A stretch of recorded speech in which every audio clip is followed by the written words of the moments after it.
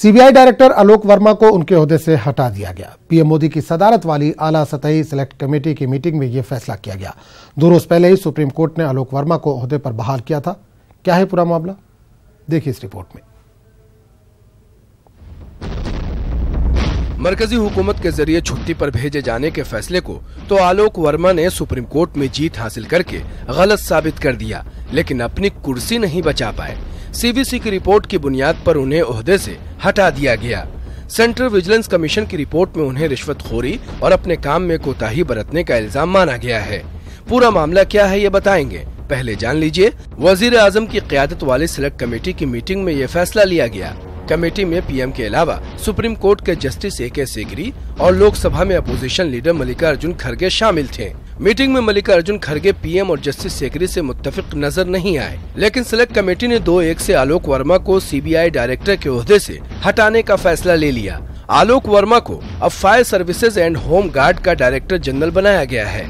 इससे पहले मंगल को सुप्रीम कोर्ट ने आलोक वर्मा को सीबीआई डायरेक्टर के ओहदे पर बहाल किया था। फिलहाल नागेश्वर राव को सीबीआई का कारगुजार डायरेक्टर मुकर्रर कर दिया गया है। दरअसल सीबीआई में दाखिली तनाज़ा तब शुरू हुआ था जब आलोक वर्मा और सीबीआई के स्पेशल डायरेक्टर राकेश अस्थाना ने एक दूसरे पर बदउनवानी के इल्जाम लगाए थे, जिसके बाद हुकूमत ने आलोक वर्मा को छुट्टी पर भेजकर एल नागेश्वर राव को कारगुजार डायरेक्टर बना दिया। मामला सुप्रीम कोर्ट तक पहुंचा और कोर्ट ने आलोक वर्मा को दोबारा ओहदे पर बहाल कर दिया। लेकिन सीबीआई डायरेक्टर के ओहदे पर बहाल के दूसरे दिन ही आलोक वर्मा ने 5 अफसरों के तबादले रद्द कर दिए और कारगुजार एल नागेश्वर राव के ज्यादातर ट्रांसफर के अहकाम को रद्द कर दिया।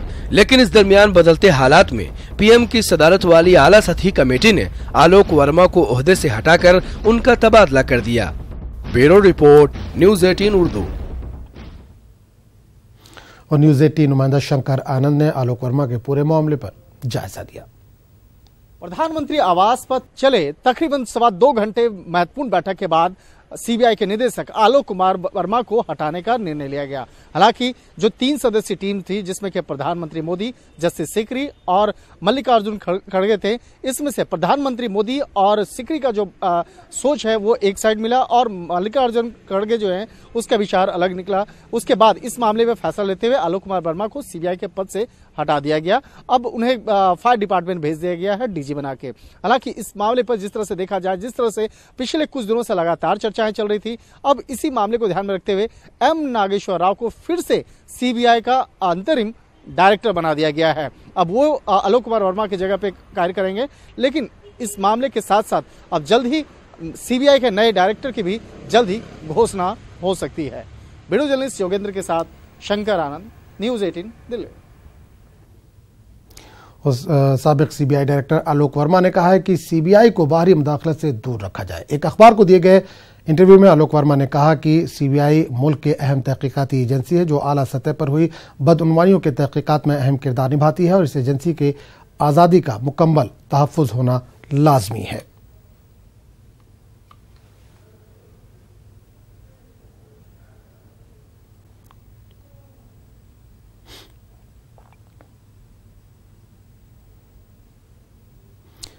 और इस पूरे मामले पर बात करने के लिए हम सीधे रुख करेंगे दिल्ली का, जहां से नुमाइंदे शंकर आनंद इस वक्त फोन लाइन के जरिए जुड़ रहे हैं। शंकर, आलोक वर्मा एक बार फिर मुसीबत में नजर आ रहे हैं। मुसीबतें कम होती नजर नहीं आ रही इनकी। निश्चित तौर पे सुप्रीम कोर्ट से थोड़ी सी राहत जरूर मिली थी आलोक कुमार वर्मा को, लेकिन कल जिस तरह से उन्होंने ताबड़तोड़ जो पहले ट्रांसफर हुए जो मामले हैं उसको रद्द किया गया और उसके बाद नई बहाली की गई, उसके बाद ये मामला और थोड़ा सा गर्मा गया और कल देर शाम में जो बैठक हुई है उस बैठक के बाद में ही इनको हटाने का निर्णय लिया गया और इन पे जो करप्शन के जो आरोप लगे थे उसी को बुनियाद बनाते हुए उनका तबादला कर दिया गया। और आज आलोक वर्मा डीजी फायर सेफ्टी में बाकायदा वहां पे ज्वाइन कर लिए।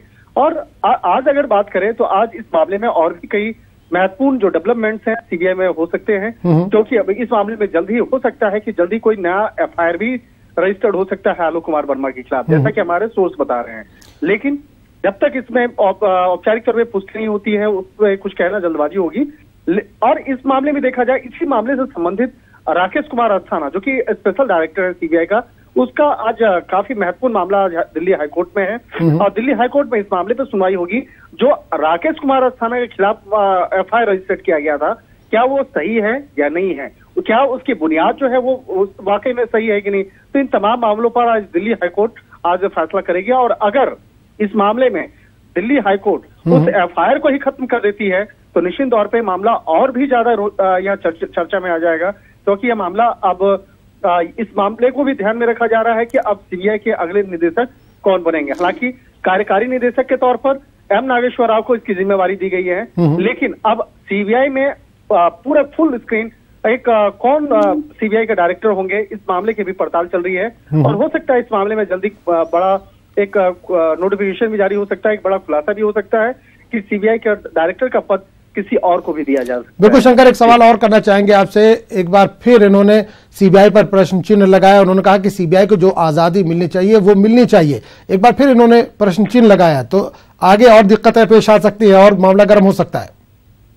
निश्चित तौर पे जिस तरह से आलोक कुमार वर्मा का जो एक मसला है, जिस तरह से आलोक कुमार वर्मा पहले से आवाज अपनी उठाते रहे हैं और उनका कहना था कि वो CBI डायरेक्टर रहते हुए वो कई जो चीजें जो करना चाहते थे, जो CBI डायरेक्टर का पद के मुताबिक उनको जो आजादी मिलनी चाहिए वो आजादी नहीं मिल पा रही है। लिहाजा इसी बात को लेकर वो कई बार कंप्लेन भी कर चुके हैं और CBC में हालांकि उनका भी मामला गया था, लेकिन इस मामले में जो जिस तरह से CBC की रिपोर्ट है उसी को आधार बनाते हुए मामला सुप्रीम कोर्ट पहुंचा और सुप्रीम कोर्ट से बकायदा थोड़ी सी राहत जरूर मिली, लेकिन जो अपॉइंटमेंट कमेटी है उन्होंने इनको इसका तबादला कर दिया, क्योंकि अपॉइंटमेंट कमेटी के पास यह हक होता है कि उसको तबादला कर सकते हैं और या हटा सकते हैं। हालांकि 2 साल का जो कार्यकाल होता है CBI डायरेक्टर का, तो जो अपॉइंटमेंट कमेटी है इनकी उसमें प्रधानमंत्री मोदी होते हैं, चीफ जस्टिस होते हैं और नेता लोकसभा में जो नेता विपक्ष होते हैं वो होते हैं। तो चीफ जस्टिस की जगह पे उनके प्रतिनिधि के तौर पर जस्टिस सीकरी आए थे और उन्होंने भी वो उनका और प्रधानमंत्री मोदी का जो विचार एक मत में था और उसी के आधार पर इनको हटाया गया। तो ये कह सकते हैं कि आने वाले वक्त में आलोक वर्मा की जो मुश्किलें हैं वो और ज्यादा बढ़ने वाली हैं, क्योंकि अब जिस तरह से एक बगावत का सूर एक आलोक कुमार वर्मा ने यहाँ अख्तियार किया है, तो कोशिश की जा रही है उन मामलों की भी पड़ताल चलेगी और निश्चित तौर पे इस मामले पर हालांकि जिस तरह से आरोप लगा रहे हैं आलोक कुमार वर्मा, निश्चित तौर पे ये बड़ा आरोप है कि उनको जो काम करने की आजादी है उसको रोका गया, उसको छीना गया। एक निश्चित तौर पे इसको बड़े एक आरोप के तौर पे देखा जा सकता है।